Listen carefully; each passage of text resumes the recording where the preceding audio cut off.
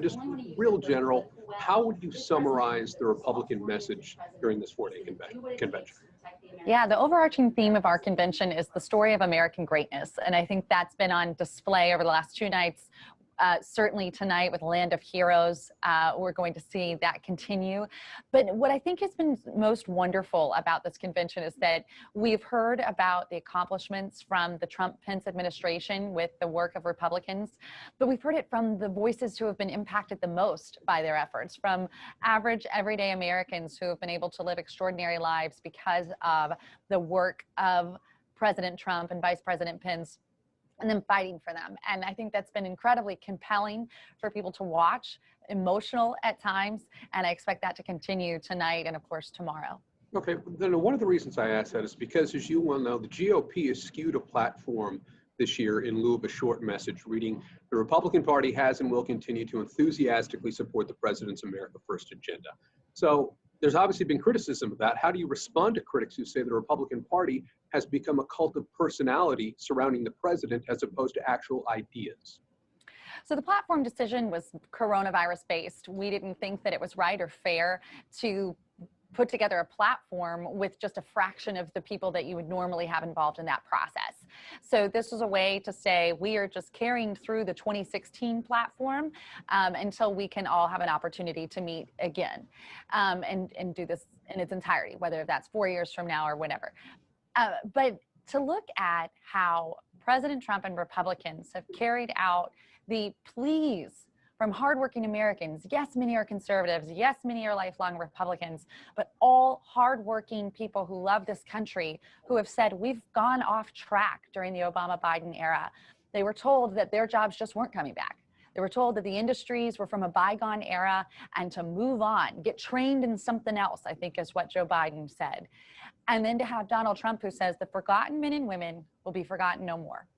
And we look over the last 4 years and you listen and watch the testimonials from so many wonderful Americans that we've heard just over the last couple of nights about how candidate Trump, now President Trump, has made good on that promise. He's fought for everyday Americans and he's done it with the help of course, Vice President Pence, but Republicans in Congress who are now all hearing and heeding this opportunity to fight for conservative values, Republican principles to be sure, but the priorities of all Americans. Okay, you mentioned that the platform was in part a decision based on COVID-19. During the roll call a couple of nights ago, there were several gatherings in several different states, and there were very few masks being worn. Close to 180,000 Americans have died from COVID-19 now. What message does that send when masks are not being utilized in a national primetime party convention with these groups of people? We are putting forth every precaution as required by states and municipalities. At our own convention in Charlotte, we did testing before anybody got on a plane. They had to prove that they had a negative test, and then when they got on the ground, they took another test. And then there was daily check-ins with temperatures, and that they each got an updated wristband to make sure that we were keeping it as safe as possible for people gathering in person. And so that was, and then we also advocated for socially distanced, passed out masks. All of the protocols were put in place to try and ensure a safe gathering. And that is what we, of course, encourage around the country. That's what the president has been advocating for in his administration and the experts. And so, but we also allow for people to have work their personal will. I think what people are so tired of in our country generally, not just during this pandemic, is that there has been a heavy hand of government to say, we know best for you, or we think that this overarching policy is what you need in your life, and therefore we mandate it. And while I think Americans are taking the precautions necessary to keep their families safe, and I would hope are heeding the advice of experts and certainly the words of this administration and the leadership of the president, I think we have to, it is fair to have a conversation, just generally speaking, about those government officials in our country who want to have power over you versus those who are empowering you. And that's a big message of today's Republican Party that I think resonates with millions of Americans, that we want to empower you to live your American dream, empower you to have, to live in a safe community and a healthy community. One follow-up on that, you said you think most Americans are doing what they need to do to keep themselves and their families safe. The point was, though, in that montage of different states, people were not doing what was necessary to keep themselves and their families safe.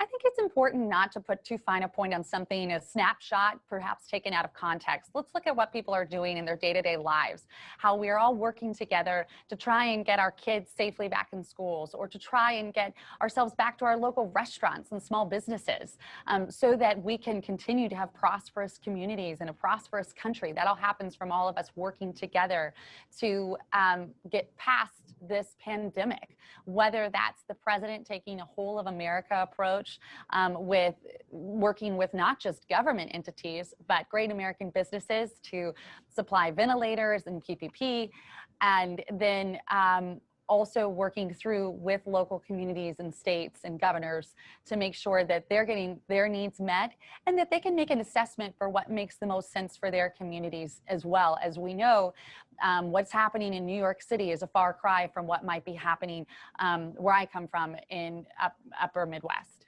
Okay, two more questions and I'll let you get out. Marianne Mendoza, we know she was supposed to speak last night. We know she was pulled when it was reported she tweeted out a QAnon conspiracy theory. Another person running for Congress, Marjorie Taylor Greene, she's been reported to support the QAnon conspiracy theory. Pizzagate said the woman killed at the Charlottesville protest was an inside job. She's been invited to the White House for the nominating speech tomorrow. Why are these people who support these conspiracy theories being invited to take part in this convention to begin with? Yeah, so those seem to be things that the media is really giving oxygen to, certainly not in our party. But I would turn this back on the Democrat Party. If you want to talk about people having extremist viewpoints, not just conspiracy theories, how about you have Democrat candidates, sitting members of Congress who espouse Marxist points of view? We're talking about the squad here. We're talking about a woman who just won her primary in the St. Louis area, who has worked with the BLM movement, but not just that.